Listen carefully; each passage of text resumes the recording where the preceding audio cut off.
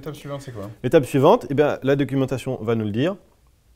Une fois qu'on a installé la courroie et ce plateau de l'axe Y, on va passer à l'axe Z, l'axe qui monte. Donc on prend le sachet axe Z.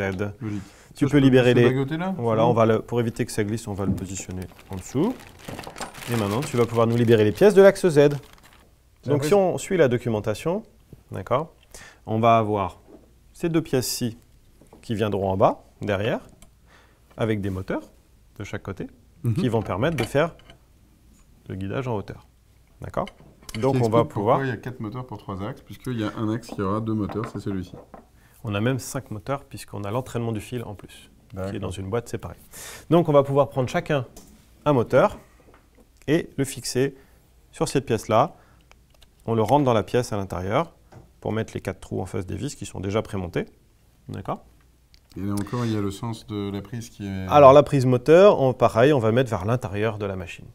Donc du coup, comme ta pièce va se positionner comme ceci, on va venir le glisser dedans. Donc du coup, je te laisse voir. Voilà, c'est naturellement comme ceci.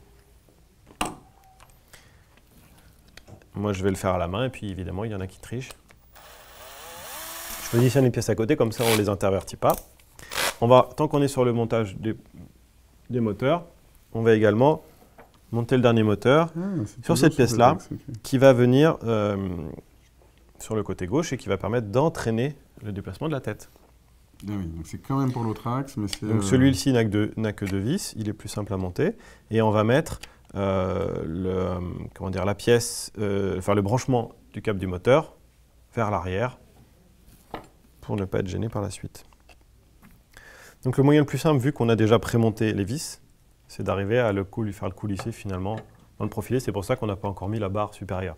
Dans la documentation, il vous expliquer comment les mettre si jamais vous avez enlevé les vis et les écrous pour le positionner directement sur le profilé. Donc là, on a quand même 4 écrous à aligner. Donc il faut prendre son temps.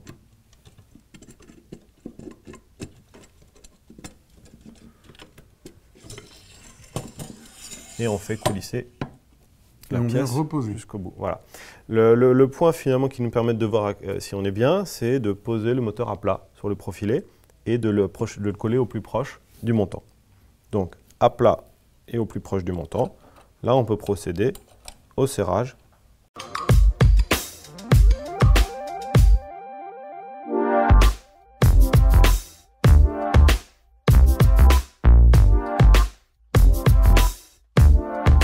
Alors ensuite, on va pouvoir insérer toujours pareil finalement sur ces montants les 2 pièces qui vont permettre de faire monter et descendre la tête.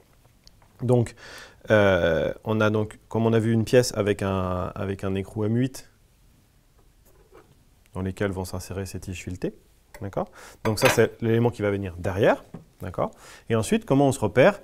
Quand il y a 2 roues, c'est vers l'intérieur, une roue vers l'extérieur. Donc de ce côté-là, 2 roues vers l'intérieur, une roue vers l'extérieur. On met sur la fente délicatement.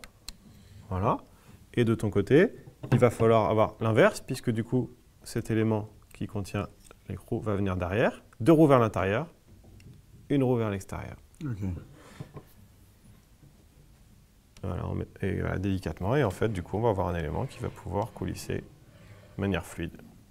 Ensuite, on va récupérer dans la boîte qui était fournie, on a 2 coupleurs qui vont permettre d'attacher ensemble cette tige filetée avec l'arbre moteur. Donc tu vas en avoir un pour le côté gauche et un pour le côté droit. Alors ce coupleur, d'un côté, il a un trou qui fait 5 mm. 5 mm, ça correspond à l'arbre moteur. Et on va avoir un trou de 8 mm qui va être pour la tige filetée. On va d'abord passer les tiges filetées dans les écrous avant de venir les fixer. Pour ça, il va falloir qu'on libère le rulezan qu'on a mis qui permet de le maintenir lors du transport.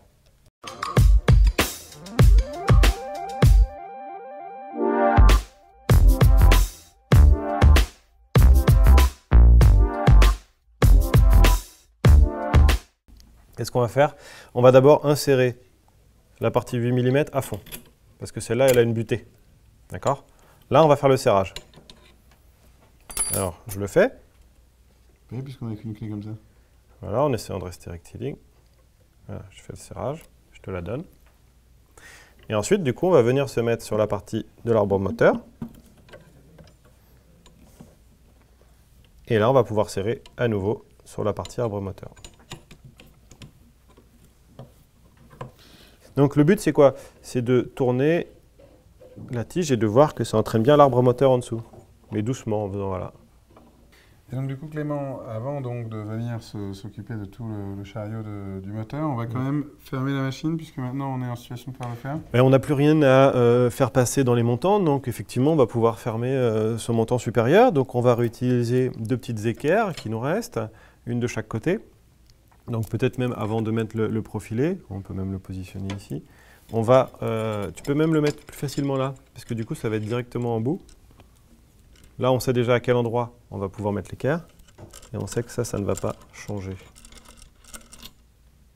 Et ensuite on va venir apposer ce profilé donc, qui est gris. Gris pourquoi? Parce que du coup effectivement c'est celui qui fait qu'il n'y a pas de déplacement dessus. Et ensuite on va venir serrer